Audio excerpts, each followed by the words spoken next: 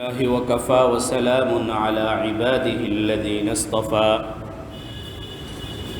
أما بعد فأعوذ بالله من الشيطان الرجيم بسم الله الرحمن الرحيم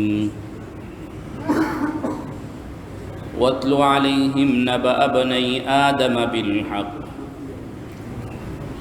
إذ قربا قربانا فتقبل من أحدهما ولم يتقبل من الآخر قال لأقتلنك قال إنما يتقبل الله من المتقين لئن بسطت إلي يدك لتقتلني ما أنا بباسط يدي إليك لأقتلك إني أخاف الله رب العالمين إني أريد أن تبوء بإثمي وإثمك فتكون من أصحاب النار وذلك جزاء الظالمين فطوعت له نفسه قتل أخيه فقتله فأصبح من الخاسرين فبعث الله غرابا يبحث في الأرض ليريه كيف يواري سوءة أخيه قال يا ويلتى أعجزت أن أكون مثل هذا الغراب فأواري سوءة أخيه فأصبح من النادمين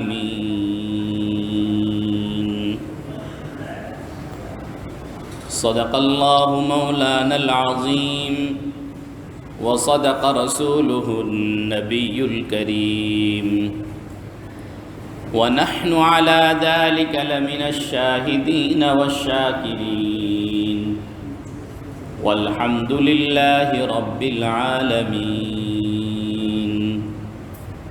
شكل একবার درود إبراهيم اللهم صل على محمد وعلى آل محمد كما صليت على إبراهيم وعلى آل إبراهيم إنك حميد مجيد اللهم بارك على محمد وعلى آل محمد كما باركت على إبراهيم وعلى آل إبراهيم إنك حميد مجيد اللهم صل وسلم وبارك عليه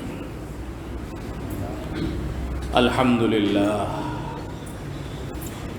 ثم الحمد لله আল্লাহ রাব্বুল আলামিনের অসংখ্য শুকরিয়া আল্লাহ পাক আমাদেরকে মাগরিবের নামাজ জামাতের সাথে আদায় করার তৌফিক দান করেছেন শুকরিয়া আদায় স্বরূপ বলি আলহামদুলিল্লাহ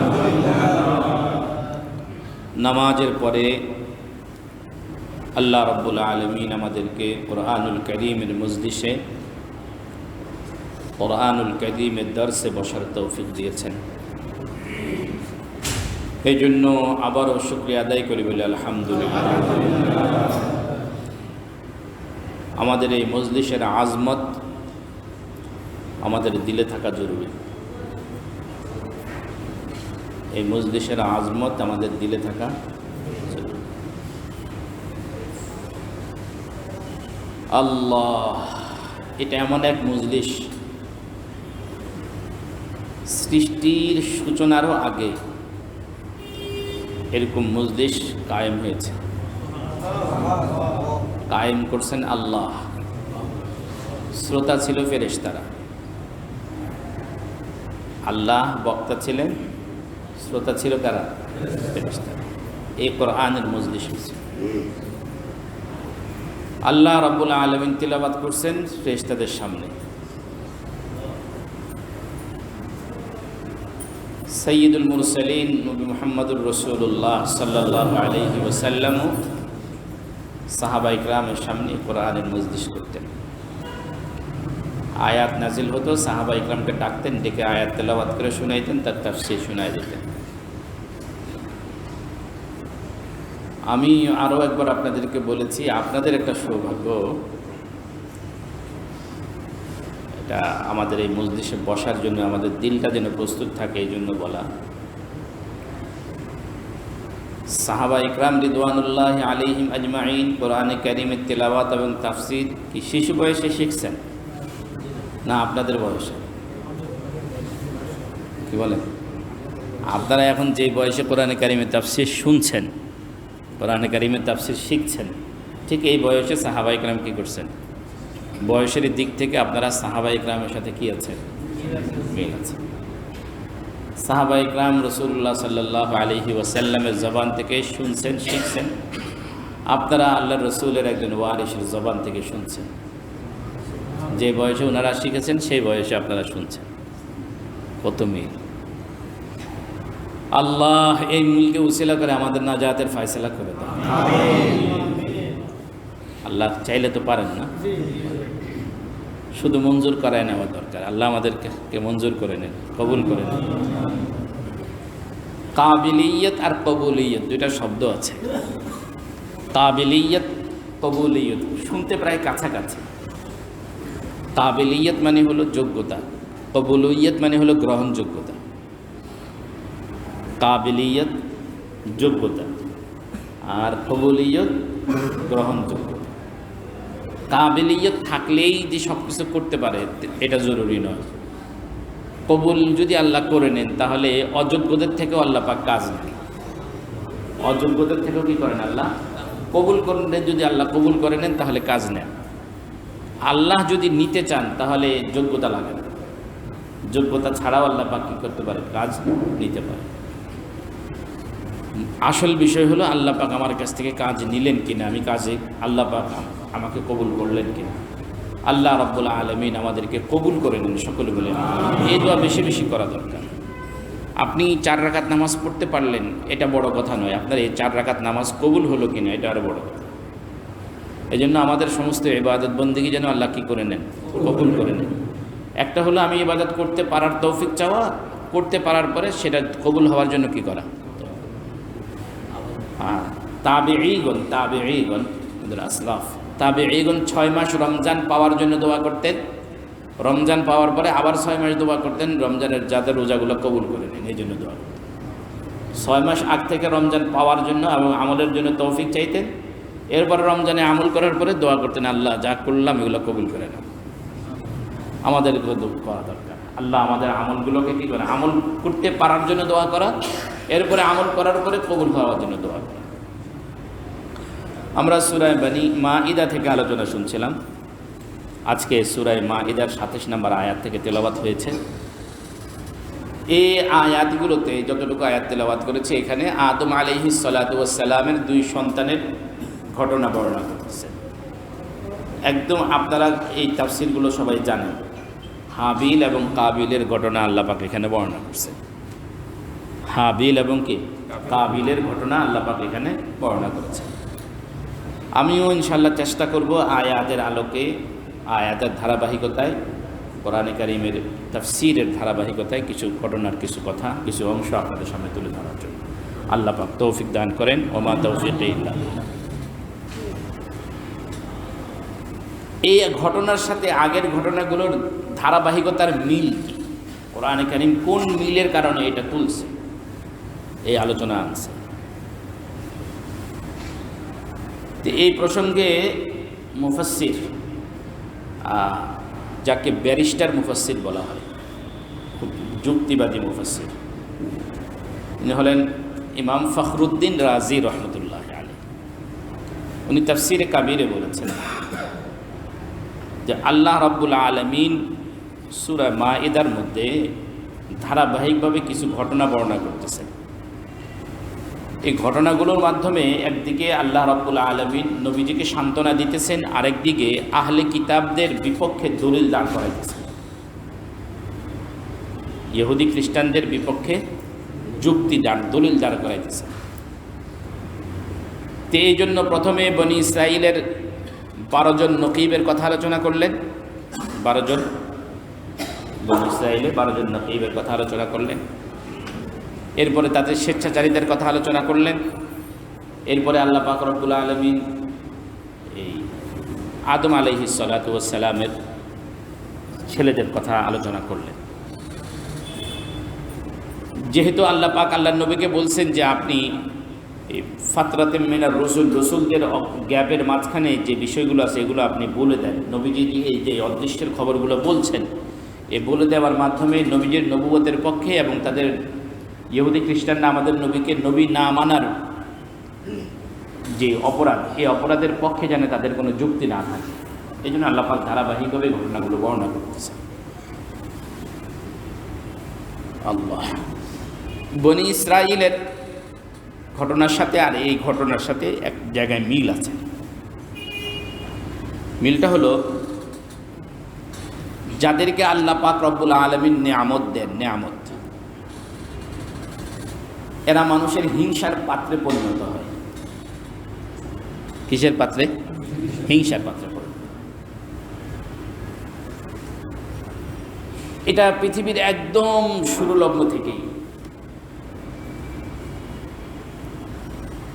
বনি ইসরাইলের এই 12 জন লোককে বা বনি ইসরাইলকে যে ফেরাউনের সাথে যে ঘটনা এবং পরবর্তীতে তাদেরকে যে শামে চলে যাওয়ার যে ঘটনা বলেছে, এখানে আল্লাহ পাক রব্বুল আলামিন বনি ইসরাইলের প্রতি নিয়ামত দিয়েছেন।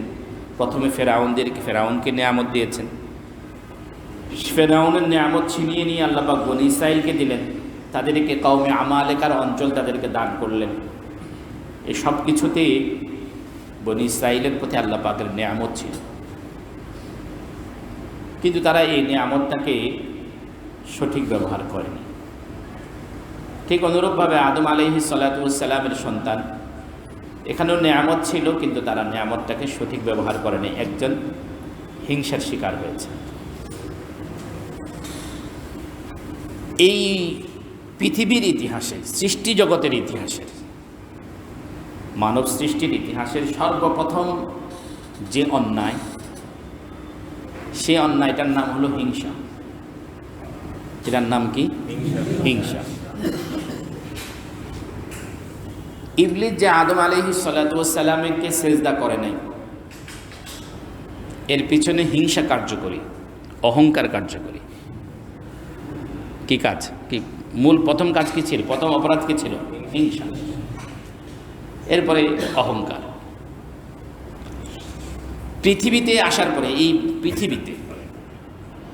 পৃথিবীতে আসার পরে সর্বপ্রথম যেই মানুষের মধ্যে যে প্রথম যে অন্যায় যেটা বহিঃপ্রকাশ ঘটেছে সেটা হলো হিংসা, এরপরে হত্যা। প্রথমে হিংসা, এরপরে কি? হত্যা। আদম আলাইহিস সালাতু ওয়াস সালামের 2 ছেলে হাবিল এবং কাবিল।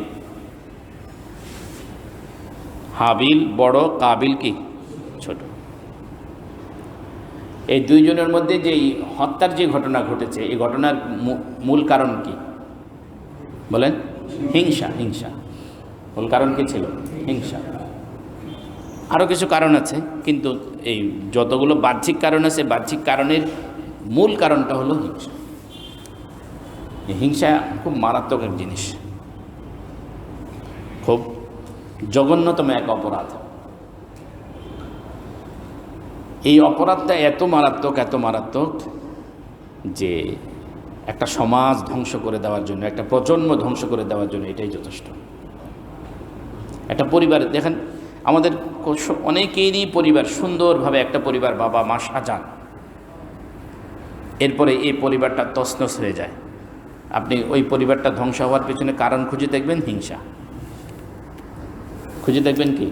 হিংসা। এই জন্য রসুল করিম সাল্লাল্লাহু আলাইহি ওয়াসাল্লাম বলছেন, ইয়াকুম ওয়াল হাসাদ, তোমরা হিংসা থেকে বেঁচে থাকো।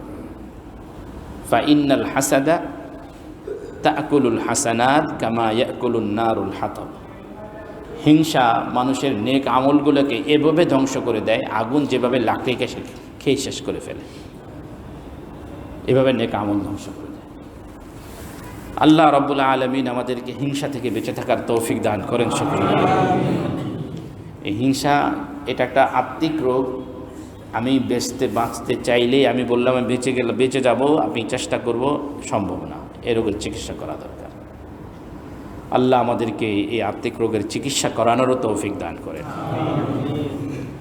আল্লাহ রাব্বুল আলামিন বলতেছেন, ওয়াতলু আলাইহিম নাবা আবনাই আদামা বিল হক, আপনি তাদেরকে আদমের 2 সন্তানের ঘটনা যথাযথ বর্ণনা করে দেন। আদম আলাইহিস সালাম, এখানে 2টা বিষয়, কাদেরকে বর্ণনা করবে এবং আদম আলাইহিস সালামের 2 সন্তান কে, এই 2টো বিষয় জানা রয়েছে। ওয়াতলু আলাইহিম, তাদেরকে আপনি বলে দেন। তাদের দ্বারা কি, কাদের উদ্দেশ্য? এখানে যদি মুফাসসিরিন ইকরাম লিখেছেন তাদের দ্বারা ইহুদি নাসারা উদ্দেশ্য, কেউ কেউ বলেছেন মুসলমান উদ্দেশ্য। আমরা বলতে পারি যে উম্মতে মুহাম্মদের উদ্দেশ্য। এই উম্মতে মুহাম্মদের সবাইকে আপনি কি করে দেন, এই ঘটনা জানিয়ে দেন। তাহলে মুসলমানও এসে গেল, ইহুদি খ্রিস্টানও কি এসে গেল। ইবনাই আদামা বিল হক, আদমের 2 সন্তান। এই আদমের 2 সন্তান দ্বারা মুফাসসিরিন ইকরামের 2 রকমের বক্তব্য রয়েছে। তাফসীরে তাবারিতে আল্লামা জারির তাবারি রহমতুল্লাহ আলাইহি 2টা বক্তব্য এনেছেন। বলে আদম আলাইহিস সালামের 2 সন্তান দ্বারা কোন মুফাসসির বলেছেন যে আদম আলাইহিস সালামের 2 ছেলে হাবিল এবং কাবিল। এই একটা বক্তব্য। আর একটা বক্তব্য হলো বনি ইসরাইলের 2 ব্যক্তির কথা বলেন। কার কথা? বনি ইসরাইলের 2 ব্যক্তি। এরাও 2 জনেই কোরবানি পেশ করেছিল। এদের একজনের কোরবানি কবুল হয়েছে, আরেকজনটা কোরবানিটা কবুল হয়নি। এই 2 ঘটনা উল্লেখ করার পরে ইমাম ফখরুদ্দিন রাজি রহমতুল্লাহ আলাইহি একটা সমাধান দিয়েছেন। বলে 2 ঘটনার মধ্যে কোন ঘটনাটা সবচেয়ে আয়াতের সাথে বেশি প্রযোজ্য? বলে আদম আলাইহিস সালামের সরাসরি 2 সন্তান হাবিল এবং কাবিল এখানে উদ্দেশ্য। তো কীভাবে বোঝা গেল? বলে এই ঘটনার শেষের দিকে এসে আল্লাহ পাক রব্বুল আলামিন বলতেছেন এই 2 জনের একজন আরেকজনকে মারছে। মারার পরে এই লাশটা কি করবে, যে হত্যা করেছে সে বুঝতে পারতেছে না লাশটা কি করবে, এটা বুঝতে পারতেছিল না। পরে আল্লাহ রব্বুল আলামিন কাক পাঠাইলেন। কাক 2টা, 2 কাকের মধ্যে 2 কাক পরস্পরে ঝগড়া লেগে একজন একজনকে মেরে ফেলছে। মরা কাকটাকে মাটি চাপা দেওয়ার জন্য জীবিত কাকটা মাটি খুঁজছে ওই যে হত্যা করেছে তার সামনেই। এই যে ঘটনা আছে আমি বলবো, তো এই ঘটনা থেকে বোঝা যায় যদি বনি ইসরাইলের ব্যক্তি হতো তাহলে ইতিমধ্যে মানুষ মারা গেলে কি করে এটা তারা জানতো। সুতরাং যেহেতু আল্লাহ পাক বলছেন যে ওরা 2 জন হত্যাকারী জানতো না যে তার ভাইটাকে কি করবে, এই ঘটনা থেকে বোঝা যায় এর বনি ইসরাইলের 2 ব্যক্তি নয়, এখানে মূলত আদম আলাইহিস সালামের 2 সন্তান হাবিল এবং কাবিলের কি উদ্দেশ্য। তাদের ঘটনা কি ছিল, এই কথাটুকু কেন তারা 2 ভাই ঝগড়ায় লিপ্ত হলো, এই কথাটুকু কোরআন শরীফের আয়াতের মধ্যে নেই। এটা মুফাসসিরিন ইকরাম রাসূল করিম সাল্লাল্লাহু আলাইহি সাল্লামের মুখ থেকে মুফাসসিরিন ইকরাম বলেছেন। আদম আলাইহিস সালাতু ওয়াস সালামের সন্তানদের বিবাহের একটা ধারা ছিল, একটা নিয়ম ছিল, যে নিয়ম আমরা ফলো করি এই নিয়ম না। আদম আলাইহিস সালাতু ওয়াস সালামের সন্তানদের বিবাহের নিয়ম ছিল হাওয়া আলাইহিস সালামের গর্ভ থেকে একসাথে 2টা সন্তান জন্ম নিত, একটা ছেলে একটা মেয়ে, একটা ছেলে একটা মেয়ে। এইভাবে হাওয়া আলাইহিস সালাম 20 বছর 40টা সন্তান প্রসব করেছেন। কত? 40 জন। কত কত কত গর্বে? 20 গর্বে। তা আদম আলাইহিস সালাম এক গর্বের মেয়ের সাথে আরেক গর্বের ছেলের বিয়ে দিতেন। এক গর্বের মেয়ের সাথে আরেক গর্বের ছেলে কি করতেন?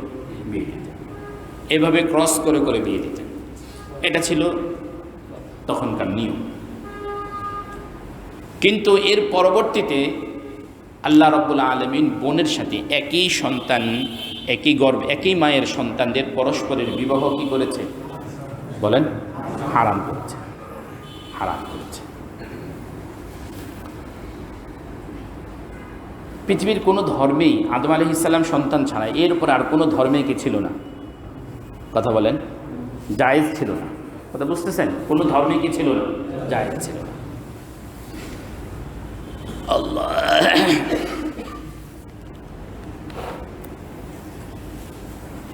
রক্তের সম্পর্কের কারণে কয়েকটা কারণে একজন নারীকে বিবাহ করা নিষেধ। কতগুলো কারণে। একটা হলো বংশের কারণে, জন্মগত রক্তের সম্পর্কের কারণে, ব্লাড কানেকশনের কারণে। আর একটা হলো দুধের সম্পর্কের কারণে। আরেকটা হলো বৈবাহিক সম্পর্কের কারণেও অনেক নারীকে বিবাহ করা নিষেধ। কথা বুঝতেছেন? কয় কারণে? 3 কারণ। রক্তের সম্পর্কের কারণে, দুধের সম্পর্কের কারণে, বৈবাহিক সম্পর্কের কারণে। যাদের সাথে আপনার রক্তের কানেকশন রয়েছে সেটা হলো আপনার বাবার সন্তান, আপনার মায়ের সন্তান। আপনার বাবার সন্তান, আপনার মায়ের সন্তানের সাথে আপনার বিবাহ কি হবে না? জায়েজ হবে না। আপনি যেই নারীর দুধ পান করেছেন সেই নারীর দুধ আরও যারা পান করেছে তাদের সাথে আপনার বিবাহ বলেন না, সহি হবে না। আপনার স্ত্রী বিদ্যমান থাকাকালীন সময়ে, স্ত্রী জীবিত থাকাকালীন সময়ে স্ত্রীর আর অন্য কোনো বোনকে আপনি বিয়ে করতে পারবেন না। যেই মহিলার মেয়েটাকে আপনি মহিলাকে বিয়ে করেছেন ওই মহিলার অবর্তমানেও ওই মেয়ের মাকে আপনি বিয়ে করতে পারবেন না। ওই মেয়ের সন্তানকে আপনি কি করতে পারবেন না? বিয়ে করতে পারবেন না। কথা বুঝাতে পারলাম? কিন্তু গতকালকে আমি একটা অনলাইনে একটা পত্রিকায় দেখলাম কোন বাবা শেষ পর্যন্ত নিজের ছেলের সাথে নিজের বিয়ের ব্যবস্থা করেছেন। নাউজুবিল্লাহ বলবেন না। ভাই বোনের পারকিয়া, কি বলে এটা? পরকিয়া না পারকিয়া? পরকিয়া ছিল। ভাই বোনের কি ছিল? পরকিয়া ছিল। শেষ পর্যন্ত বাবা বাধ্য হয়ে কি করছে? জায়েজ। কি বলেন? বাদশাহ আকবর এই অপরাধটা প্রথমে করেছিল বলে আমার যতটুকু জানা। কে? বাদশাহ আকবর। আজকের যারা বেশি যুক্তির পিছনে চলে এদের কাছে যুক্তি হলো যে আমার স্বভাব চরিত্র সম্পর্কে আমার বোন যতটুকু জানে অন্য ঘরের একটা মেয়ে অতটুকু জানে, আর আমার বোনের চাহিদা সম্পর্কে আমি যতটুকু জানি তাহলে অন্য আরেকটা পুরুষ ততটুকু, ছেলে ততটুকু কি করে না। দাম্পত্য জীবনে সুখী হওয়ার জন্য প্রত্যেকেই স্বামী স্ত্রীর স্বভাব বোঝা, স্ত্রী স্বামীর স্বভাব বোঝা, এটা জরুরি। এটা হলো যুক্তির দাবি। এই যুক্তির বিচারে আমার বোনকে বিয়ে করার বেশি হকদার আমি, এইভাবে করে কেউ যুক্তি দেখাইছে। যারা যুক্তি দিয়ে ইসলাম বুঝতে চায় তাদের কাছে আসলে যুক্তিটা ভালো লাগলেও ইসলাম এটা কোনোভাবে কি করে না, গ্রহণ করে। আল্লাহ রাব্বুল আলামিন আমাদেরকে হেফাজত করেন, সকলে বলে আমিন। আমরা নোংরামের এই চরম সীমানায় পৌঁছে গিয়েছি যে ভাই বোনের মধ্যে বিবাহ হবে না, শাশুড়ি জামাইয়ের মধ্যে বিয়ে হবে না, বুঝে আসছে? কিন্তু ঘটনা এরকম অনেক শুনেছি যে জামাই শেষ পর্যন্ত শাশুড়িকে নিয়ে কি করছে, ভেঙে গেছে। এবং এরকম ঘটনা আমি পড়লাম কোন দিন পত্রিকায়, বিবাহের 1 সপ্তাহ পরে বউকে রেখে পরে জামাই কি করছে, শাশুড়িকে বিয়ে করছে। এই একটা পর্যায়ে আমরা পৌঁছে গেছি। আল্লাহ আমাদেরকে হেফাজত করেন, সকলে বলে। এই যে ঘটনাগুলো শুনাইতেছি এগুলো অমুসলমানদের ঘটনা নয়, এগুলো মুসলিম সমাজের ঘটনা, আমাদের এই বাংলাদেশের সোনার বাংলার ঘটনা। আদম আলাইহিস সালাতু ওয়াস সালামের সন্তানদের মধ্যে ক্রসে এভাবে কি হতো, বিবাহ। আচ্ছা, আদম আলাইহিস সালামের শরীয়তে জায়েজ আছে, এই শরীয়তটা কি আসমানি শরীয়ত না মানুষের বানানো শরীয়ত ছিল? ভালো করে বুঝেন, কিন্তু শরীয়তটা কার ছিল? আল্লাহর দেওয়া শরীয়তে তো ছিল না। তাহলে আল্লাহর দেওয়া শরীয়তে যদি ভাই বোনের বিবাহ জায়েজ থাকে, তাহলে এখন জায়েজ হবে না কেন? এখনকার ইসলামও তো আল্লাহর দেওয়া শরীয়ত। তখন আর কেউ মেয়ে ছিল না, এটা তো আমরা বলছি পার্শ্বিকতার বিচার, কিন্তু শরীয়তে তো জায়েজ ছিল নাকি? একটা শরীয়তে কি ছিল? জায়েজ ছিল। বলে এখন জায়েজ নাই কেন? বলে যখনকার শরীয়তে আল্লাহ জায়েজ করছেন, যে আল্লাহ এখনকার শরীয়তে সেই আল্লাহ নিষেধ করছেন। তখনকার শরীয়তে যে আল্লাহ কি দিচ্ছেন, অনুমতি দিয়েছেন, সে আল্লাহ এখনকার শরীয়তে কি করছেন, নিষেধ করছেন। আমরা কি ছিল কি ছিল না এটা ব্যাপার না, আমার আল্লাহর কি হুকুম এটাই হলো আমাদের মানার বিষয়। কথা বুঝে আসেনি? এখন অনেকেরই মাথায় ধরে না যে ইহুদি ধর্ম তো আল্লাহর কাছ থেকে আসছে, তা আল্লাহর কাছ থেকে যে ধর্ম আসছে সেই ধর্মের অনুসারীরা আবার জাহান্নামে যাবে, হুজুররা গলা ফাটায় এরকম কথা বলে কেন? কথা বুঝেন নাই? হুজুররা এত ওনাদেরকে জাহান্নামে পাঠাইতে হুজুরদের এত মাথা ব্যথা কেন? এরকমও বলে যে আল্লাহ ইহুদি ধর্ম দিচ্ছেন, সে আল্লাহ ইসলাম ধর্ম দিচ্ছেন, সে আল্লাহ ইহুদি ধর্মকে ব্যাডও করছেন। ওই ধর্মকে কি করেছেন? বাতিল করেছেন কিনা? যদি চলতো তাহলে তো নতুন আরেকটা ধর্মের কি দরকার ছিল না। আল্লাহ আমাদেরকে বুঝার তৌফিক দেন। এই কথাগুলো না বুঝার কারণে আমরা অনেক জাহিলিপনা করি, অনেক অজ্ঞতার পরিপ্রকাশ ঘটাই। আদম আলাইহিস সালাতু ওয়াস সালাম এভাবে বিবাহ দিতেন। তে হাবিল এবং হাবিলের সাথে যে বোন জন্মগ্রহণ করেছে আকলিমা, আকলিমা খুব সুন্দরী ছিল। আর কাবিলের সাথে যে বোন জন্মগ্রহণ করেছে এক কুৎসিত ছিল না। কাবিলের সাথে যে বোন জন্মগ্রহণ করেছে সে কি ছিল? সুন্দরী ছিল। হাবিলের সাথে যে জন্মগ্রহণ সে সুন্দরী ছিল না। কাবিলের সাথে যে জন্মগ্রহণ করেছে সে সুন্দরী ছিল, হাবিলের সাথে যে জন্মগ্রহণ করেছে সে সুন্দরী ছিল না। বড়জন সুন্দরী ছিল না, ছোটজন সুন্দরী ছিল। এই জন্য কাবিল চাইছে যে তার বোনকে সে নিজেই কি করবে? বিয়ে করবে। নিজের যমজকে সে নিজেই কি করবে? বিয়ে করবে। আদম আলাইহিস সালামের শরীয়তে এটা কি ছিল না? এটা ছিল। এ নিয়ে গন্ডগোল হচ্ছে। এখানে আরো একটু কথা বলি। হাবিল এবং তার বোনের জন্মটা হয়েছে কোথায়? এই প্রসঙ্গ তাফসীরে কিছু কথা আছে।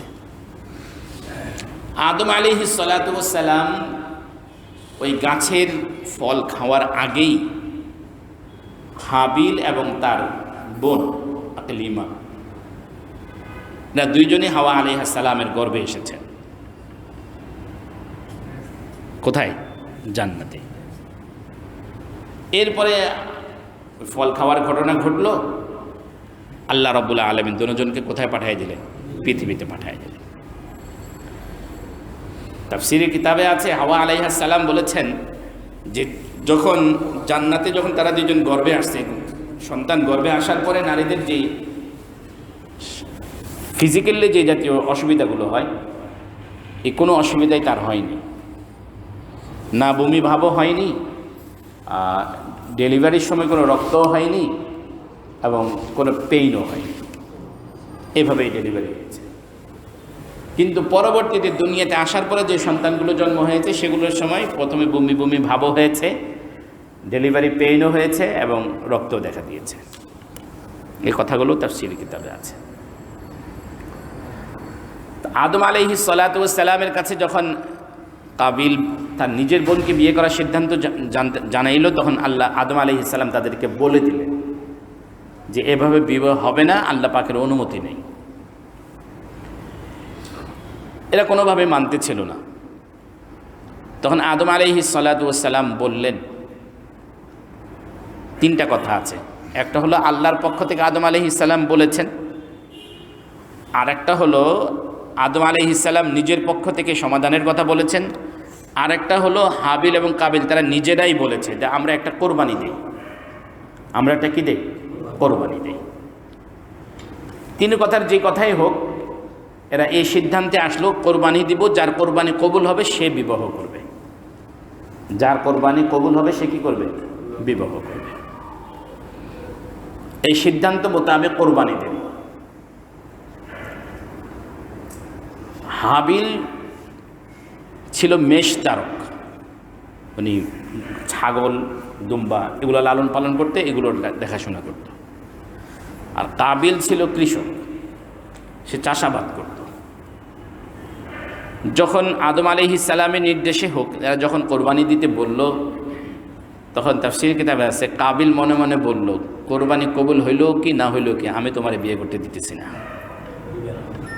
আমি তোমারে কি করতেছি না, কথা বলেন না, আমি তোমার সুযোগটা দিতেছি না, আমার থেকে আবার নিব এটা কোনো কালেই হবে না, এটা মনে মনে তার ভাব।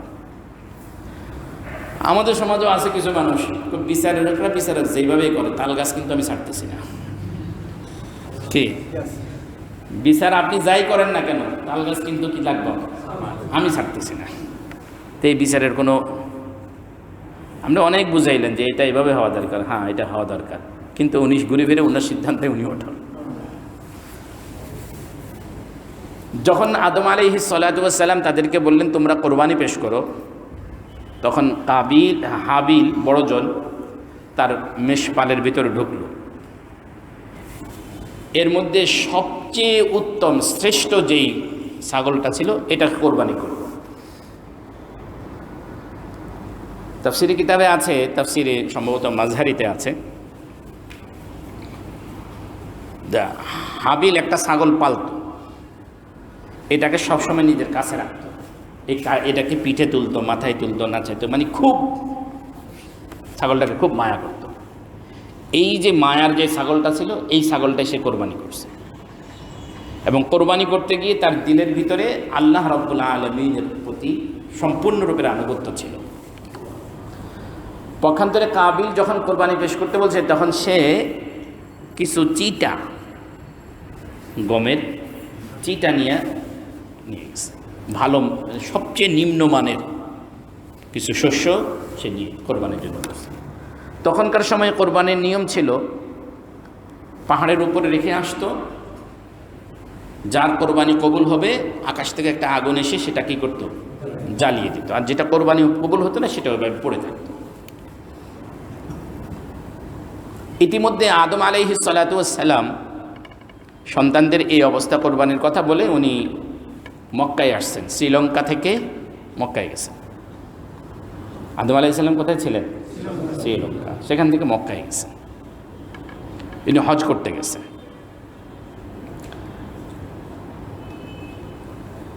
এর মধ্যে আদম আলাইহিস সালামের অনুপস্থিতিতেই কোনো তাফসীরের বর্ণনা মতে কাবিল হাবিলকে হত্যা করেছে।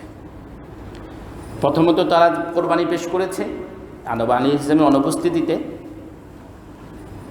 এবং কাবিলের কোরবানি কবুল হয় নাই, হাবিলের কোরবানি কি হয়েছে, কবুল হয়েছে। যখন কোরবানিটা কবুল হয়েছে, নিচেটা হয় না, তখন কাবিল রাগে ক্ষোভে বলতেছে, কি বলতেছে, ক্বালা লা আকতুলান্নাক, মেরে এলাম তোমাকে অবশ্যই আমি কী করে ফেলবো, মেরে ফেলবো। তখন হাবিল বলতেছে দেখো আমার এখানে অপরাধ কি আছে, আমারটা কবুল হয়েছে তোমারটা কবুল হয়নি, এখানে আমার কি আছে। ইন্নামা ইয়াতাকাব্বালুল্লাহু মিনাল মুত্তাকিন, আল্লাহ কোরবানি তো মুত্তাকিদের থেকে কবুল করেন। কবুল কোরবানি কার কাছ থেকে করেন? মুত্তাকিদের কবুল করেন। তা আমি তো তাকওয়ার সর্বোচ্চ চূড়ান্ত দেখাই কোরবানি দিয়েছি, এই জন্য কবুল করছেন, তুমি দেখাইতে পারো না, সেটা আমার কোনো দোষ না।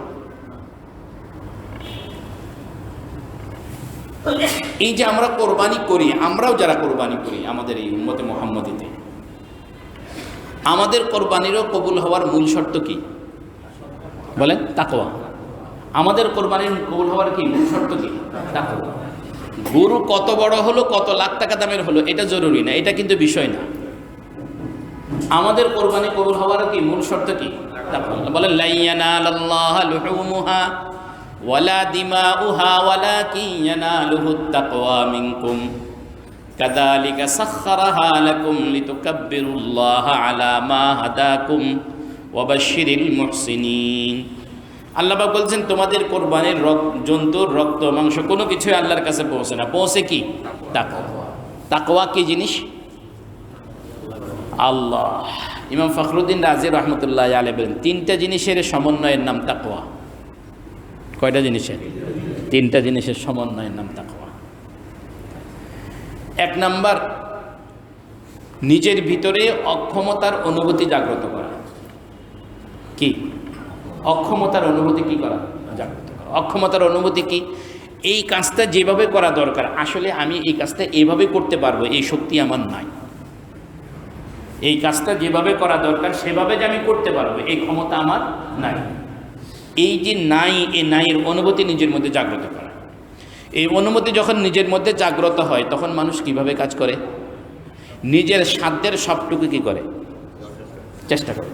কথা বুঝতে পারছি? আমি কথাটাকে আরেকটু সহজ করে আপনাদেরকে বোঝানোর চেষ্টা করি।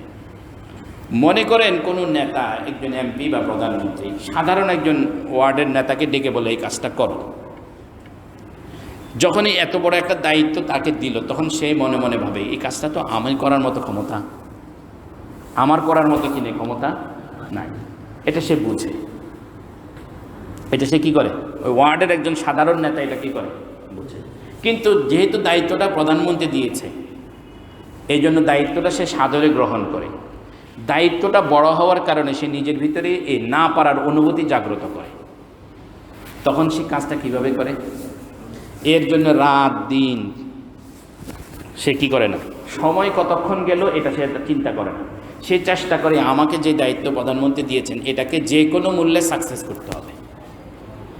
এই সফলতা, এই যে সাকসেস করার জন্য সে যে মেহনত করে, এই মেহনতটার পক্ষান্তরে যদি সে যদি দূর এটা একটা ব্যাপার হলো, এরকম তো কত হাজার করছে, দেখবেন সেখানে এসে কি বাজে?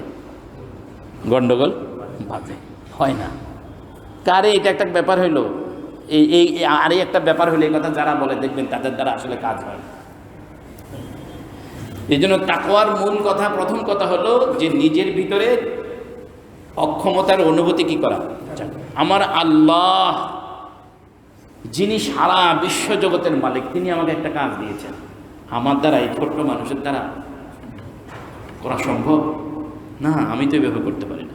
এই জন্য নবীজি সাল্লাল্লাহু আলাইহি ওয়াসাল্লাম আল্লাহর কাছে বলতেন, ইয়া আল্লাহ মা আবাদনাকা হাক্কা ইবাদাতি, আল্লাহ আপনার ইবাদত যেভাবে করা দরকার এভাবে আমি করতে পারি না। বলেন না সুবহানাল্লাহ। কে বলতেন এই কথা? নবীজি বলতেন, মা আবাদনাকা হাক্কা ইবাদাতিক ওয়া মা আরাফনাকা হাক্কা মারিফাতিক, আল্লাহ আপনাকে যেভাবে চেনার দরকার সেভাবে আমি চিনতে পারিনি। আমাদের নবী যদি বলেন আপনার যেভাবে ইবাদত করা দরকার সেভাবে করতে পারিনি, তাহলে আমাদের অবস্থাটা কি? আমরা তো মোটামুটি 2 রাকাত নামাজ পড়তে পারলে অনেক খুশি, হ্যাঁ 2 রাকাত নামাজ তো আল্লাহকে দিয়েই দিলাম। এটা হলো আমাদের হালাত। কোনো দিন ভোর রাত্রে উঠে যদি 2 রাকাত নামাজ পড়তে পারি, তারপরের দিন সারাদিন ক্যাসেট বাজতেই থাকে, হ্যাঁ আজকে 3টার সময় উঠছি, 2 রাকাত নামাজ উঠছি, নানাভাবে আমরা এটা বলতেই থাকি, প্রকাশ করতে থাকি। আল্লাহ আমাদেরকে বোঝার তৌফিক দান করেন সকলে। 1 নম্বর হলো কি? নিজের ভিতরে অক্ষমতার অনুভূতি জাগ্রত। 2 নম্বর হলো এই কাজটা করতে গিয়ে আল্লাহ পাকের সন্তুষ্টি ছাড়া অন্যের সন্তুষ্টির বিন্দু মাত্র মনে জায়গা না দেওয়া। আল্লাহর সন্তুষ্টি ছাড়া অন্য কারো সন্তুষ্টির বিন্দু মাত্র কি না দেওয়া, জায়গা না দেওয়া, এটার নাম তাকওয়া। 2 নম্বর। এই জন্য আশরাফ আলী থানভী রহমতুল্লাহ আলাইহি বলতেন, যে কোনো নেক কাজ করার জন্য তোমার নিয়তকে 3 বার যাচাই করো। যে কোনো নেক কাজ করার সময় নিয়তকে কয়বার? 3 বার। নেক কাজ করার আগে একবার যাচাই করো যে কাজটা কেন করতেছো। নেক কাজটা করার সময় একবার যাচাই করো কেন করতেছো, কাজটা করার পরে একবার যাচাই করো কেন করেছো। কারণ শয়তান অনেক সময় নেক কাজ করার পরেও ধোঁকা দিয়ে নেক কাজ নষ্ট করে দেয়। শয়তান বড় হারামি। ও কাজ, নেক কাজ আমার যারা হয়ে গেছে, আমার তখন কোনো কিছু ছিল না, দিলের ভিতরে কারো সন্তুষ্টি ছিল না, আল্লাহ সন্তুষ্টিই ছিল। আরে ভাই, আপনি ওয়াজের মাহফিলে বসছেন, আলোচনার কারণে আপনার দিল নরম হয়েছে, আপনি একবার অন্তর থেকে আল্লাহর কাছে তওবা করে ফেলছেন, ঠিক আছে? এই তওবা করে বাসার দিকে গেছেন, মনের ভিতরে শয়তানে খুঁতখুঁতি শুরু করছে, হ্যাঁ আজকে তো তওবা করছে, চোখের পানি পড়ছে, এই খুঁতখুঁতি শুরু হয়েছে, আজকে হুজুর যে বয়ান করছে চোখের পানি আমিও কাঁদছি, এ বলা শুরু করছেন আপনি। একটা পর্যায়ে মুখ দিয়ে এরকম কথা বের হলো, আপনার এতক্ষণের নিয়ত সব কি আমল বরবাদ করে গেছে। এই জন্য শয়তানের চক্রান্ত খুব মারাত্মক। শয়তানের চক্রান্ত থেকে নারীর চক্রান্ত আরো বেশি মারাত্মক। কি এর চক্রান্ত কি আরো বেশি? আরে আল্লাহ তো বলছে শয়তানের চক্রান্ত, ইন্না কাইদা শাইতানি কানা দাঈফা, শয়তানের চক্রান্ত খুব দুর্বল। আর নারীর চক্রান্তের ক্ষেত্রে বলতেছে ইন্না কাইদা কুন্না আযীম, তোমাদের চক্রান্ত মহা চক্রান্ত। কে বলছেন? আল্লাহ বলছেন। কথা বুঝাইতে পারি না। শয়তান আপনাকে একরকম যত রকমের পড়টাক আপনি আবার ঠিক হয়ে গেলেন, কিন্তু ঠিকঠাক হয়ে যখন আপনি কাজ করার সিদ্ধান্ত নিয়েছেন, যদি আপনার স্ত্রী আপনাকে বলে দেয় না এই কাজটা করা যাবে না, ব্যাস এবার আপনার এর পিছনে যত ওয়াজ নসিহত ছিল সব শেষ। শয়তানের সাথে আপনার এতক্ষণে যা যুদ্ধ হয়েছে এটাও শেষ। আল্লাহ। 2 নম্বর। 3 নম্বর হলো তাকওয়ার মূল 3 নম্বর পয়েন্ট হলো এই কাজের মধ্যে শিরিক থাকতে পারবে না। কি থাকতে পারবে না? শিরিক। যদি এই 3টা জিনিস মিলায়া আপনি কোনো আমল করতে পারেন, তাহলে এই আমলটার মধ্যে তাকওয়া আসলো। এই আমলটার মধ্যে কি আসলো? তাকওয়া আসলো। এই জন্য আদম আলাইহিস সালামের ছেলের যখন কোরবানি কবুল হলো, সে যখন হত্যার হুমকি দিল যে আমি তোমাকে মেরে ফেলবো, তখন সে বলল দেখো আমার তো কোনো দোষ নেই। তাকওয়ার সাথে যে আমল করা হয় সে আমল কি করেন? আল্লাহ পাক রব্বুল আলামিন কবুল করেন। এই জন্য যে কোনো কাজ চেষ্টা করা আল্লাহ রব্বুল আলামিনের জন্য, একান্ত আল্লাহর জন্য করা। আজকে দুপুরে যে আমি বনি ইসরাইলের যে ঘটনা আপনাদেরকে শোনালাম একটা অংশ, সেই ঘটনা যে অংশটুকু শোনাইছি সেখানেও সে তার ওই আমলটা করেছে কার জন্য বলেন? আল্লাহর জন্য। আরো 2 জনের ঘটনার একজন হলো সে তার মায়ের খেদমত করত, তার কিছু গবাদি পশু ছাগল ছিল, এগুলো সে সারাদিন চড়াইতো, বিকালবেলা আসলে এগুলো দহন করত। দহন করার পরে দুধ সর্বপ্রথম মাকে খাওয়াইতো, এর আগে কাউকে খাওয়াইতো না। তো একদিন সেই ছাগল চড়াইতে চড়াইতে দূরে চলে গেছে, ফিরে আসতে আসতে তার সন্ধ্যা হয়ে গেছে। এসে যখন দুধ দহন করে মায়ের জন্য নিয়ে গেছে, যে দেখে মা ঘুমায় গেছে। মাকে না খাওয়ায় সে যেহেতু অন্য কাউকে খাওয়ায় না, এই কারণে মায়ের শিওরে দুধ নিয়ে দাঁড়িয়েছিল। তার সন্তানরা তার পায়ের কাছে কান্নাকাটি করতে করতে ঘুমায় গেছে, সন্তানদেরকে দেয় নাই। সন্তানদেরকে দেয় নাই। কাকে দিছে? মা। সকালবেলা ঘুম থেকে মা ওঠার পরে মাকে খাওয়াইছে, তারপরে সন্তানদেরকে খাওয়াইছে। এ আমল করছে। এই লোক আল্লাহর কাছে বলছে, আল্লাহ আমি যদি ওই মায়ের ওই কাজটুকু খেদমতটুকু যদি তোমার সন্তুষ্টির জন্য করে থাকি, তা আমাদেরকে আজকের এই বিপদ থেকে রেহাই দাও। আরেকজন তৃতীয়জন ছিল, সে একজন শ্রমিক নিয়োগ করছে। শ্রমিকটা সারাদিন কাজ করার পরে সন্ধ্যার সময় টাকা না নিয়ে চলে গেছে। শ্রমিকের এই টাকাটা সে কি করবে? এই জন্য ওই ভদ্রলোক এই টাকা দিয়ে একটা ছাগল কিনছে। শ্রমিকের ওই মজুরি দিয়ে কি কিনছে? ছাগল কিনছে। ছাগলটা লালন পালন করতে করতে ছাগল বাড়ছে, ছাগলের বাচ্চা বিক্রি করে পরে গরু কিনছে। গরু কিনে গরু লালন পালন করতেছে। এভাবেই ছাগল, দুম্বা, মহিষ, ভেড়া কিনতে কিনতে বিশাল এক মাঠ ভর্তি হয়ে গেছে। বহু বছর পরে ওই শ্রমিক একদিন অভাবে পড়ে আবার ওই লোকটার কাছে আসছে। এসে বলতেছে, আমি আপনার কাছে একদিন কাজ করছিলাম, আমার বেতনটা পাওনাটা কেছে, মজুরিটা আপনার কাছে পাওনা আছে। তেনে এই লোক বললো, দেখো ওই অমুক মাঠে যাও, ওখানে যত গরু ছাগল দেখতে পাইতেছে সবগুলো তোমার। বলে আমি তো একদিনের বেতন চেয়েছি। বলে তোমার ওই একদিনের বেতন দিয়ে কি করছি আমি, এগুলো আসছে। তো এই শ্রমিক সেগুলো নিল, নিয়ে চলে গেল। এখন এই মালিক বলতেছে, আল্লাহ আমি যদি আমার ওই মজদুরের ওই টাকাটা তোমার সন্তুষ্টির জন্য দিয়ে থাকি, ব্যবসা করে যা লাভ করছে সবটুকু তো তাকে দিয়ে থাকি তোমার সন্তুষ্টির জন্য, আমাদেরকে আজকের এই বিপদ থেকে রক্ষা করো। এই তার নেক আমলটা পেশ করছে। বলেন এই নেক আমলগুলো পেশ করার পিছনে, তাদের দোয়া কবুল হওয়ার পিছনে, নেক আমলের পিছনে তাকওয়া ছিল। কি ছিল? আল্লাহ। এই জন্য তাকওয়ার সাথে যে আমল করা হয় একান্ত আল্লাহকে সন্তুষ্ট করার জন্য, সেই আমলে কি থাকে? সেই আমলটা গ্রহণযোগ্য হয় আল্লাহর কাছে। আল্লাহ।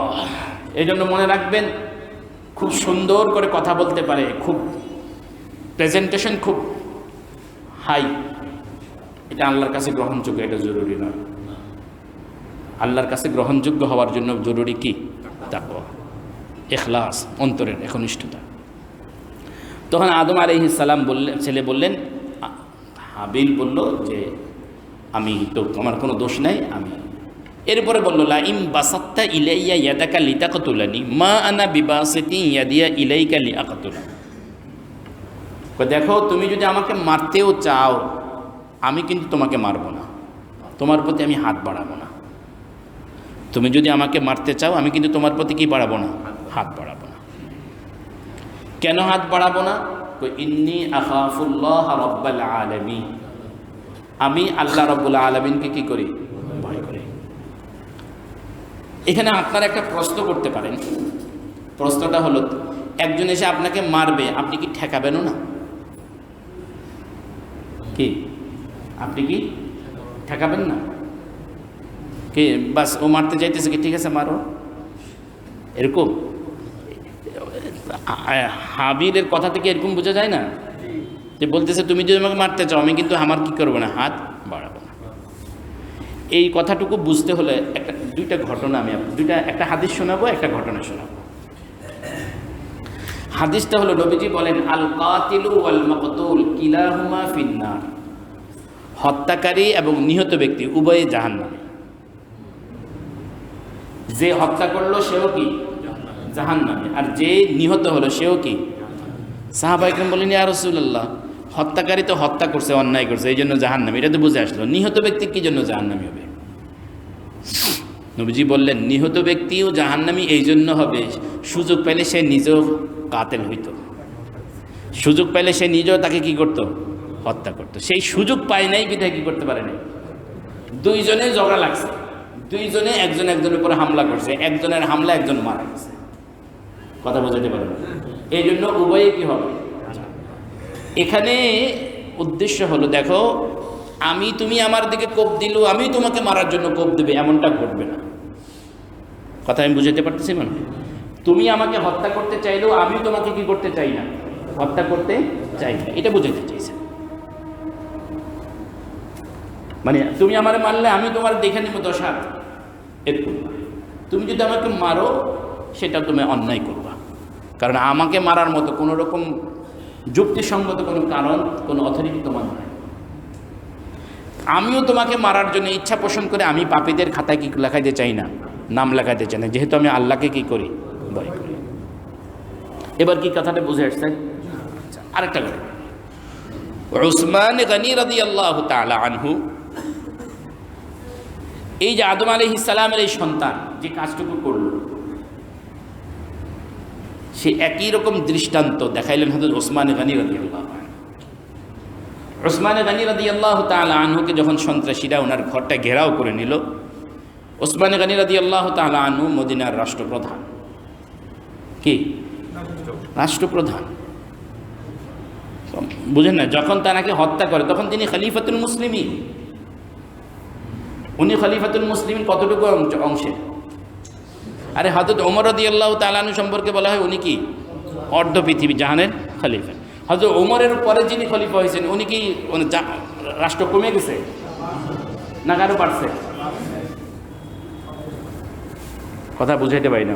হযরত ওসমান তো হযরত ওমরের পরে কি খলিফা, তাহলে হযরত ওমরের শাসন এরিয়া যতটুকু, হযরত ওসমানের তো ততটুকু নয়, তার চেয়েও কি বাড়ছে। তো এতটুকু অঞ্চলের যিনি খলিফা, রাষ্ট্রপ্রধান, উনাকে হত্যা করার জন্য উনার ঘর ঘেরাও করছে। বুঝেন অবস্থাটা? এখন খলিফা চাইলে এই সন্ত্রাসীগুলোকে শেষ করে দিতে কতক্ষণ সময় লাগত? কয় মিনিট সময় লাগত? হযরত আলী রাদিয়াল্লাহু আনহু প্রস্তাব পাঠাইছেন যে আপনি বললে আমরা এদেরকে কি করতে পারি, খলিফানা ভিতরে, খলিফার অনুগত অন্যান্য সাহাবা ইকরাম যারা সবাই তো বাইরে, ঠিক না? খলিফানা ঘরের ভিতরে আটকানো, অন্য যারা আছে মুসলমানরা ওরা সবাই তো কি সন্ত্রাসী। মনে করেন কথার কথায় এই মসজিদে আমাদেরকে ভিতরে রেখে সন্ত্রাসীদের চতুর্পাশ থেকে ঘেরাও করে, এলাকার সমস্ত মানুষ বাইরে না, তো এখানে সন্ত্রাসীর কয়জন, কতক্ষণ টিকবে এরা? উসমান গনি রাদিয়াল্লাহু আনহু কি করলেন? আলী রাদিয়াল্লাহু তাআলা আনহুকে বললেন, দেখো এরা আমাকে হত্যা করতে চাইলেও আমি তাদেরকে হত্যা করতে চাই না,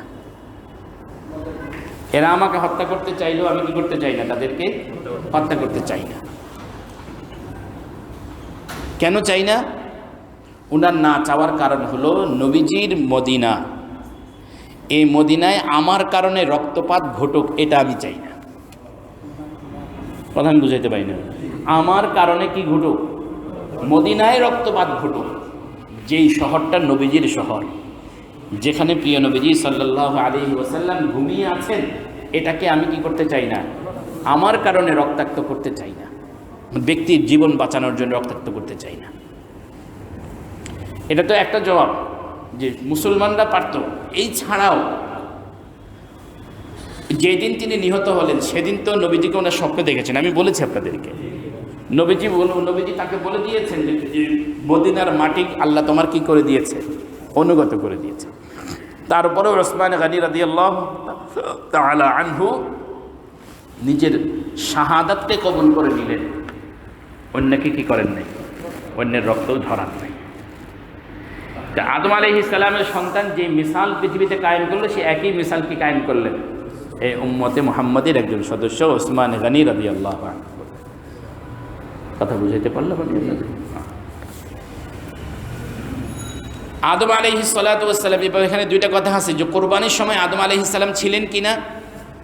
এরা কোরবানি নিয়ে একটা পাহাড়ের উপর উঠছে, পাহাড়ের উপরে রেখে আসছে, এরপরে আগুন এসে জ্বালিয়ে দিয়েছে। এরপরে এখন কাবিল হাবিলকে কিভাবে হত্যা করেছে। ও এখানে হাবিল কাবিলকে আরও একটা কথা বলেছে, দেখো আমি তোমাকে হত্যা করব না কেন, ইন্নী আখাফুল্লাহ রাব্বুল আলামিন, আমি আল্লাহ রাব্বুল আলামিনকে ভয় করি। এরপরে আমি চাই ইন্নী উরিদু আন তাবুআ বিইসমি ওয়া ইসমিকা, দেখো তুমি যদি আমাকে হত্যা করো তাহলে আমার গুনাহ তোমার গুনাহ দোনোটা গুনাই তোমার কাঁধে চাপবে, আমি মাপ পেয়ে যাব। আমি কি পেয়ে যাব? মাপ পেয়ে যাব। ফাতাকুনা মিন আসহাবিন নার, ফলে তুমি জাহান্নামী হবা, ফলে তুমি কি হবা? জাহান্নাম। ওয়াযালিকা জাযাউজ জালিমিন, এটাই হলো জালিমদের প্রাপ্য, এটাই জালেমদের ঠিকানা। জাহান্নামটাই হলো কাদের ঠিকানা? জালেম। তাহলে জুলুম করে, অন্যায়ভাবে যারা অন্য কাউকে হত্যা করে, তাহলে সে নিজের গুনাহ এবং যাকে হত্যা করলো তার গুনাহ, দুইজনের গুনাহই হত্যাকারী করবে, বহন করবে। কথা বুঝাইতে পারেন না? যে অন্যায়ভাবে হত্যা করলো সে নিজে তার নিজের গুনাহ এবং যাকে হত্যা করলো তার গুনাহ, দুইজনের গুনাহ সে কি করবে? নিজের কাহ বহন করবে। এখন অন্যায়ভাবে হত্যা কোথায় কোথায় হয়, কিভাবে হয়, এগুলো আমার চেয়ে আপনারা ভালো জানেন, আমি এগুলো বলতে চাচ্ছি না। বাংলাদেশে তো অন্যায়ভাবে কি হয় না, হত্যা হয় না নাকি? কেউ লাইসেন্সধারী অস্ত্র দিয়ে করে, কেউ লাইসেন্সবিহীন অস্ত্র দিয়ে করে, বেশ কম এতটুকু, কিন্তু হত্যা হইতেছে অন্যায়ভাবে।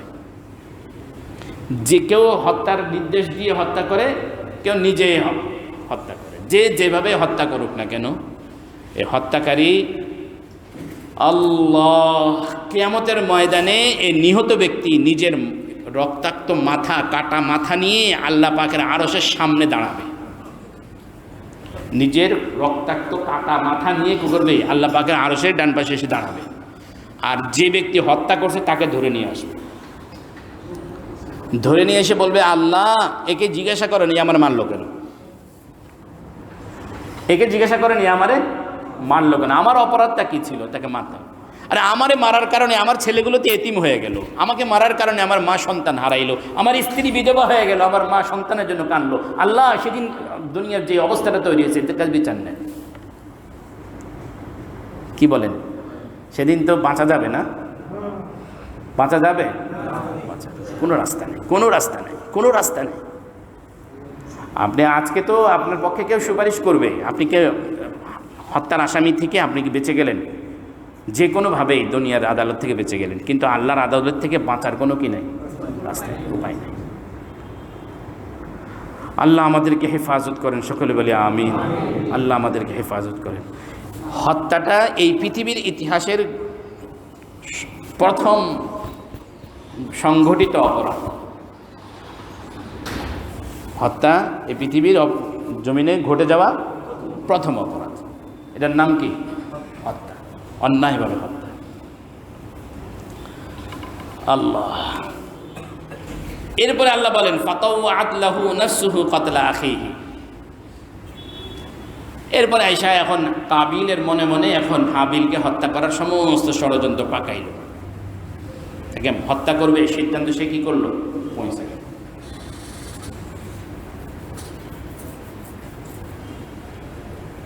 কিভাবে হত্যা করলো, কখন হত্যা করলো, এই ব্যাপারে তাফসীরের কিতাবে আমি 3টা কথা পেয়েছি।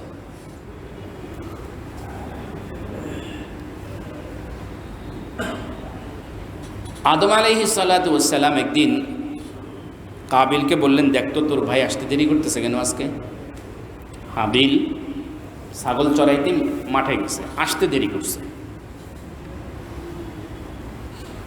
তো বলতেছে, দেখ আসতে দেরি করছে, দেখে আসো। সে সুযোগ পাইয়া গেছে, যায় দেখে হাবিল একটা গাছের নিচে ঘুমাইতেছে। একটা পাহাড়ের উপরে একটা গাছের নিচে কি করতেছে? ঘুমাইতেছে। ঘুমন্ত অবস্থায় দেখে কয়, হ্যাঁ সুযোগ পাইছে। তখন একটা পাথর, বড় একটা পাথর নিচে, পাথর এটা মুখের মধ্যে মেরে, মাথার মধ্যে মেরে তাকে থেতলায় মেরে দিচ্ছে। এ হলো একটা কথা। আরেকটা হলো, দুজনই জাগ্রত ছিল এবং কাবিল তাকে একটা লোহার টুকরা দিয়ে বাড়ি মেরে তাকে হত্যা করেছে। আরেকটা হলো, আদম আলাইহিস সালাতু ওয়াস সালাম হজ করার জন্য মক্কা মুআজ্জমায় গেছেন। এর মধ্যে আদম আলাইহিস সালাম না পেয়ে, না অনুপস্থিতিতে কাবিল হাবিলকে কি করেছে? হত্যা করেছে। তাফসীরের কিতাব আছে পাথর মেরে হত্যা করেছে এক বর্ণনা, আরেক বর্ণনা হলো লোহার টুকরা দিয়ে আঘাত করেছে, এভাবে তাকে মারছে। মারার পরে এখন এই মরা লাশটাকে কি করবে? এটা কাবিল বুঝে উঠতে, রাগের মাথায় তো মেরে ফেলছে, এখন একে কি করবে? সামলাবে কীভাবে? এই জন্য কাঁধে নিয়ে বেশ অনেকগুলো বছর সে রাস্তায় রাস্তায় মরুভূমিতে ফিরছে, কাঁধে নিয়ে শুধু ঘুরছে। এর মধ্যে আদম আলাইহিস সালাতু ওয়াস সালামকে কেউ জানাই দিছে যে তোমার ছেলেকে কাবিল তোমার হাবিলকে হত্যা করেছে। আদম আলাইহিস সালাম আসছেন। আদম আলাইহিস সালাতু ওয়াস সালাম এই জন্য কাঁদছেন এবং একটা কবিতাও আছে। আদম আলাইহিস সালাম একটা কবিতাও রচনা করছেন, মানে কিছু কথা বলছেন কাব্যের আকারে। এই মুহূর্তে এগুলো আমার যেখান থেকে চলে গেছে, তাফসীর তাবারিতেই কবিতাগুলো আছে। কাবিল যখন এভাবে কাঁধে নিয়ে ঘুরতেছে, কি করবে খুঁজে পাচ্ছেন না।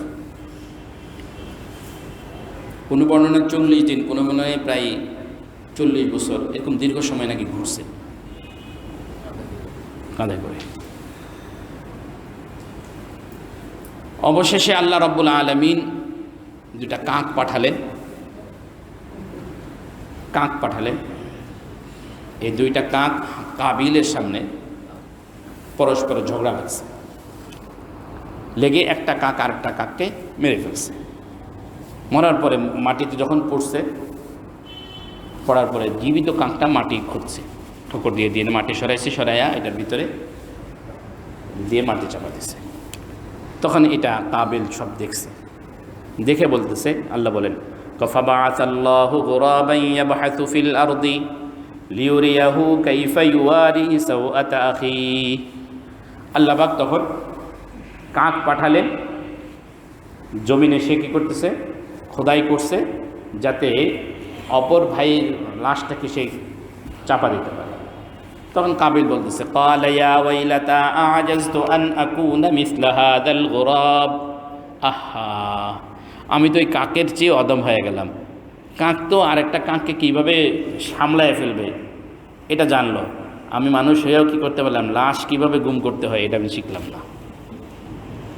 বাকি আদম আলাইহিস সালামের সন্তান লাশ গুম করতে না জানলো, ওই সন্তান না জানলো, বর্তমান সময়ের সন্তানটা কিন্তু এই ব্যাপারে এক্সপার্ট।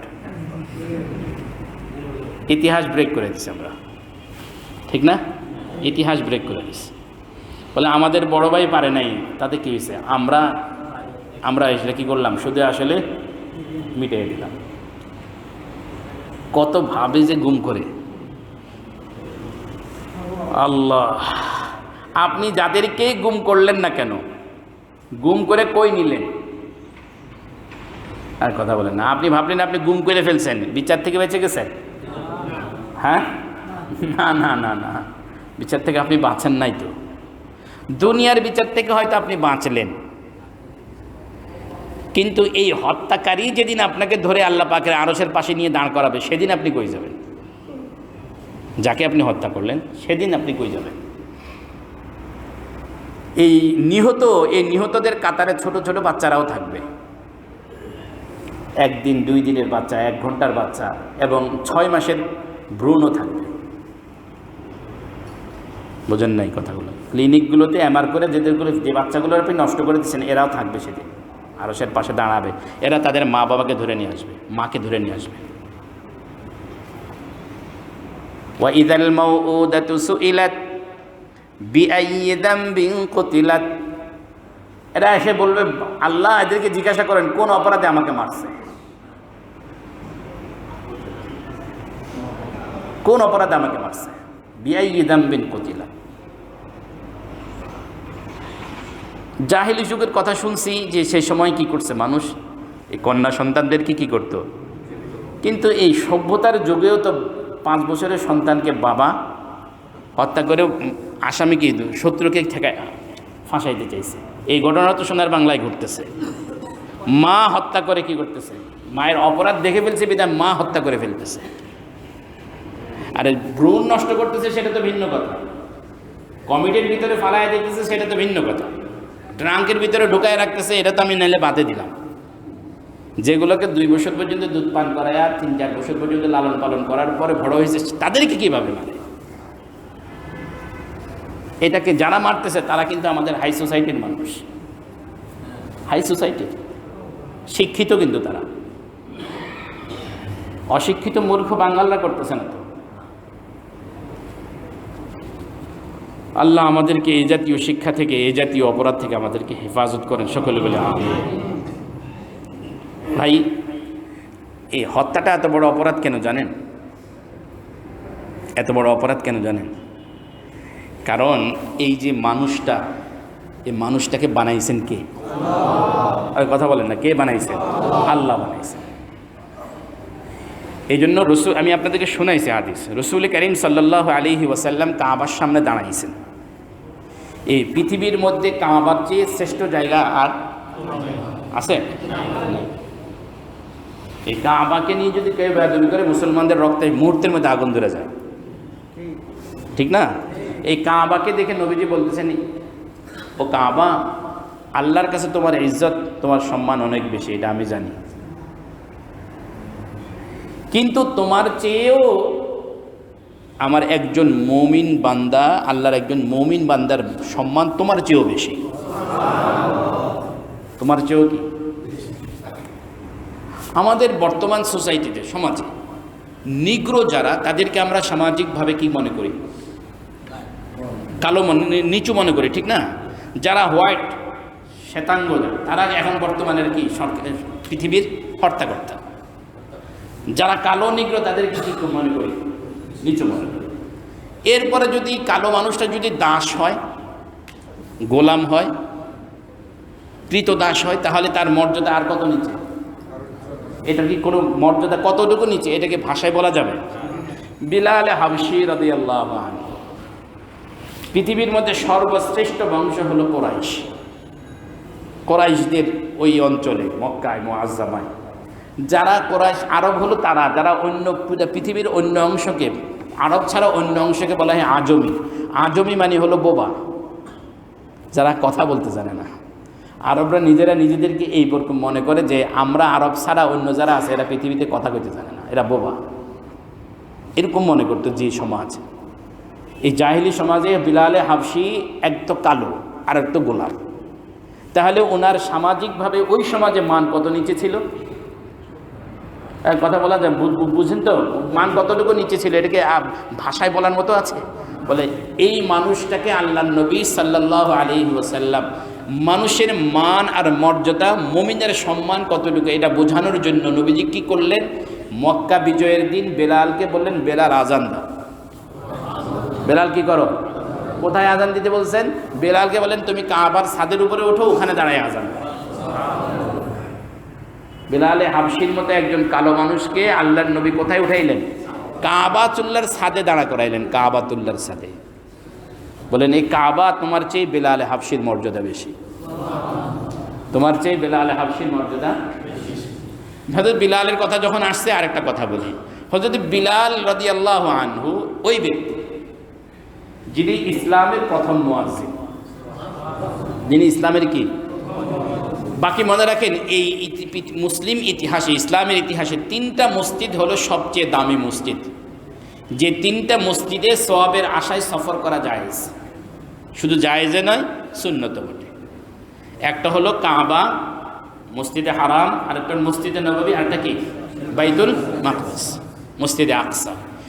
3 মসজিদে প্রথম আজান হযরত বিলাল দিয়েছেন। 3 মসজিদে প্রথম আজান কে দিছে? হযরত বিলাল দিছে। মসজিদে নববীতে প্রথম আজান হযরত বিলাল দিছে। প্রথম দিকে মসজিদে নববীতে মুয়াজ্জিন আজানের ব্যবস্থা ছিল, আওয়াজ দিত। সাহাবাইকে আলোচনা করলেন, ইয়া রাসূলুল্লাহ, আমরা নামাজের জন্য কিভাবে উপস্থিত হতে পারি? শেষ পর্যন্ত আব্দুল্লাহ ইবনে আব্দে রব্বিহি স্বপ্নে আজান দেখলেন, নবীজিকে বললেন। নবীজিকে বলার পরে নবীজি বললেন, তুমি, নবীজি তাকে বলেন না যে তুমি আজান দিয়ে দাও, এটা না বলে বলেন ঠিক আছে বেলালকে বলো, সে আজান দেখ। বলেন না সুবহান। হয়তো বিলাল আজান দেওয়ার সাথে সাথে আজানের শব্দগুলো যখন কানে আসলো, হয়তো ওমর রাদিয়াল্লাহু তাআলা আসলেন, বলে ইয়া রাসূলুল্লাহ, এগুলো তো আমিও 1 মাস আগে স্বপ্নে দেখছি, এই বিষয়গুলো তো আমিও কি করছি 1 মাস আগে স্বপ্নে দেখছি। নবীজি কিন্তু হযরত ওমরকেও বলেন, আরো অনেক সাহাবী ছিল, কাউকে বলেন নাই। মসজিদে নববীর প্রথম, ইসলামের প্রথম মুয়াজ্জিন কে? কাকে বললেন? হযরত বিলাল রাদিয়াল্লাহু আনহু। যখন মক্কা বিজয় হলো, কাবা মুসলমানদের হাতে আসলো, নবীজির অধিকারে আসলো, আজান দিতে বললেন। প্রথম আজান কে দিল? বুঝেন নাই কথা? হ্যাঁ, হযরত ওমর ফারুক রাদিয়াল্লাহু তাআলা আনহুর যুগে বাইতুল মাকদিস স্বাধীন হলো, মসজিদে আকসা স্বাধীন হলো। মসজিদে আকসা স্বাধীন হওয়ার পরে মুসলমানরা নামাজ পড়বে, হয়তো ওমর ফারুক বললেন বেলালকে ডাকো। হযরত ওমর কি বললেন? বিলালকে ডাকো। বিলালকে ডাকলেন, বললেন বিলাল আজান। বিলাল রাদিয়াল্লাহু আনহু বললেন, ইয়া আমিরুল মুমিনিন, নবীজির ইন্তেকালের পরে আমি ওয়াদা করেছি, শপথ করেছি, আমি আর আজান দেব না, আমি আর আজান দেব না। আমি যখন আশহাদু আন্না মুহাম্মাদুর রাসূলুল্লাহ বলি, আমি আমার নিজেকে কন্ট্রোল করতে পারি, আমি নিজেকে কন্ট্রোল। আল্লাহ। হযরত ওমর ফারুক বলেন, বিলাল, মসজিদে নববীতেই সবার আগে তোমার কণ্ঠে আজান ধ্বনিত হয়েছে, কাবায় তোমার কণ্ঠে সবার আগে আজান ধ্বনিত হয়েছে, আমি চাই মুসলমানদের প্রথম কিবলা এখানেও তোমার কণ্ঠে সর্বপ্রথম আজান ধ্বনিত হবে। নবীজির ইন্তেকালের পরে হযরত বিলাল এই দ্বিতীয়বারের মতো আজান দিলেন। আরেকবার আজান দিয়েছেন মদিনায়। এ হলো হযরত বিলাল রাদিয়াল্লাহু আনহু। যে একজন মানুষদের মধ্যে, আমি বোঝাতে চাইলাম যে কথাটুকু, মানুষের মধ্যে সামাজিক দৃষ্টিকোণ থেকে একজন নিম্ন পর্যায়ের মানুষ বিলাল রাদিয়াল্লাহু আনহু। হ্যাঁ, সেই বিলালকে ইসলাম কি পরিমাণ মর্যাদা দিলেন, যে নবীজি এই মানুষটাকে কাবাতুল্লাহর ছাদের উপরে দাঁড়াইয়া বললেন, তুমি কি করো? আজান। বুঝাইতে চাইলেন, কাবা তোমার চেয়ে বিলালের মর্যাদা বেশি, তোমার চেয়ে একজন মুমিনের মর্যাদা। সে মুমিন কালো হতে পারে তবুও দামি, এ মুমিন গোলাম হতে পারে তবুও কি। কারণ এ দামের রহস্য কি? কোনো এক কবি কবিতার মধ্যে বলছেন, কি বলেন? মাই খুররু মুসহাফে সুজাত আতিশান দার কাবাজান, মাই খুররু মুসহাফে সুজাত আতিশান দার কাবাজান, সাকেনে বুদখানা বাসি মর্দমা জারি মকুন। তুমি মন চাইলে তুমি কাবা জ্বালায়া দাও, তোমার যদি মন চায় কোরআন শরীফের এই কপিগুলো তুমি জ্বালায়া দাও, তবুও একজন মানুষকে কষ্ট দিও না, তবুও একজন মানুষকে কি করো না। কেন? কাবা বানাইছে ইব্রাহিম আলাইহিস সালাম। কাবা বানাইছেন কে? ইব্রাহিম আলাইহিস সালাম। কোরআন শরীফের এই এডিশনগুলো লিখছে কোনো মানুষের হাত, কিন্তু একজন মানুষকে বানাইছেন স্বয়ং রব্বুল আলামিন। মানুষকে বানাইছেন কে? বলেন না কেন? আল্লাহ রব্বুল আলামিন বানাইছেন। সারা সৃষ্টি জগৎ তো আল্লাহ কোন বলে সৃষ্টি করছেন, কিন্তু মানুষকে কোন বলে সৃষ্টি করেন? হ্যাঁ, কি বলেন? আসমান জমিন যা আপনি দেখেন সব কিছুকে আল্লাহ কি কোন নির্দেশের মাধ্যমে কি করেছেন, কিন্তু মানুষকে আল্লাহ কি করেন নাই। আদম আলাইহিস সালামের পুত্রীটাকে এভাবে বানান নাই, আল্লাহ নিজের কুদরতি হাতে বানাইছেন। সুতরাং আপনি যাকে আল্লাহ বানাইলেন তাকে আপনি হত্যা করে ফেলবেন, এটা আল্লাহ রাব্বুল আলামিন কোনোভাবেই ছাড় দেবে না, কোনোভাবে আল্লাহ কি করবেন না, ছাড় দেবে না। পৃথিবীর মানুষ বিজ্ঞানের আবিষ্কারের পরে পৃথিবীর যা কিছু আছে সব কিছু মানুষ বিকল্প বানাইতে পারে। মানুষ বিকল্প সৃষ্টি করতেছে। ডিমও মানুষ এখন কি করতেছে, মানে বলেন না বিকল্প বানাইতেছে কিনা? ডিম বিকল্প বানাইতেছে, চাউল বিকল্প বানাইতেছে, যদিও আল্লাহ পাকের সৃষ্টি চাউলের সাথে তার কোনো মিল নেই। কিন্তু পৃথিবীর মানুষ আজ পর্যন্ত রূহ বানাইতে পারেনি, কিয়ামত পর্যন্ত পারবে না। কি বানাইতে পারবে না? রূহ। মানুষ ক্লোনিং করে ক্লোন মানুষ বানাইতে পারে, কিন্তু রূহ বানাইতে পারে না। ক্লোন মানুষ বানাইতে পারে, আপনি ক্লোন করলেন, কিন্তু রূহ বানাইতে পারবেন। এই একটা রূহকে ধ্বংস করে খতম করে দেওয়া, এটা আপনি স্রষ্টার কাজে হাত দিলেন, স্রষ্টার অধিকারের ভিতরে হাত দিলেন। আল্লাহ শেষ পর্যন্ত আদম আলাইহিস সালামের ওই সন্তান তার ভাইকে কি করলো? মাটিতে। এই আয়াত থেকে একটা জিনিস ভিন্ন একটা জিনিস বুঝে আসে। ফাবাআসাল্লাহু গুরাবান ইয়াবহাসু ফিল আরদি লিউরিয়াহু কাইফা ইউয়ারি সাওআতা। সেটা হলো আমাদের মানুষের যেরকম জীবনের কতগুলো ধাপ আছে, শিশুকাল, যৌবনকাল, বার্ধক্য, না? এই পৃথিবীরও একটা কাল আছে, পৃথিবীরও কি আছে? বয়স আছে। পৃথিবী তার যৌবন পার করে চলে গেছে, পৃথিবী তার যৌবন কি করেছে? পার করে ফেলেছে। আদম আলাইহিস সালাম যখন পৃথিবীতে আসলেন সেই সময় পৃথিবীর শিশুকাল ছিল। আমরা যেরকম শিশুকালে অনেক কাজ করার পরে কি করতে হবে বুঝে উঠতে পারি না, কি করতে হবে কি করতে পারি না, বুঝে উঠতে পারি না। আল্লাহ এক হাদিস আছে, আজীব হাদিস মনে পড়ছে। আল্লাহ রাব্বুল আলামিনের কাহার, আল্লাহ রাব্বুল আলামিনের রাগ বুঝাইতে গিয়ে বলছেন, বলে আল্লাহ যদি কাউকে দয়া করতেন তাহলে ওই মহিলাটাকে দয়া করতেন। আল্লাহ যদি কোনো মানুষকে দয়া করতেন তাহলে ওই মহিলাটাকে কি করতেন? দয়া করতেন। যে মহিলাটার কি ঘটনা? মহিলাটার 3টা সন্তান ছিল, 3টা সন্তান ছিল। এরা খেলতে খেলতে 2 সন্তানে মিলে আরেক সন্তানকে ছুরি দিয়ে মেরে ফেলছে। ছুরি দিয়ে খেলতে খেলতে 2 জনে মিলে কি করছে? একজনকে মেরে ফেলছে। না, ভুল হয়েছে আমার। 3 সন্তানের 1 সন্তান হলো কোলের, আর 2 সন্তান একটু বড়। 2 ভাই ছুরি দিয়ে খেলতে খেলতে একজন আরেকজনকে কি করে ফেলছে? মেরে ফেলছে। তো এখন যে মারছে সে এখন মেরে তো ফেলছে। এখন সে নিজে বাঁচার জন্য দৌড় দিয়ে গিয়ে একটা গর্তের ভিতরে ঢুকছে বাঁচার জন্য। মা মারবে, রাগ করবে। মা রান্নাঘরে ছিল, ছোট্ট সন্তানটাকে কোলে নিয়ে, ছোট্ট সন্তানটাকে কি কোলে নিয়ে রান্না করেছে। ঘরে আওয়াজ শুনে ওই ছোট কোলের সন্তানটাকে চুলার কাছে রেখে দৌড় দিয়ে ঘরে গেছে, যায় দেখেছে কি ছেলে, তার আরেক ছেলে মরে পড়ে আছে। এখন এটাকে নিয়ে কান্নাকাটি করতেছে। হঠাৎ করে মনে হলো, আচ্ছা যে মারছে সেই ছেলেটা কই? একটার জন্য আরেকটার জন্য না হারায়।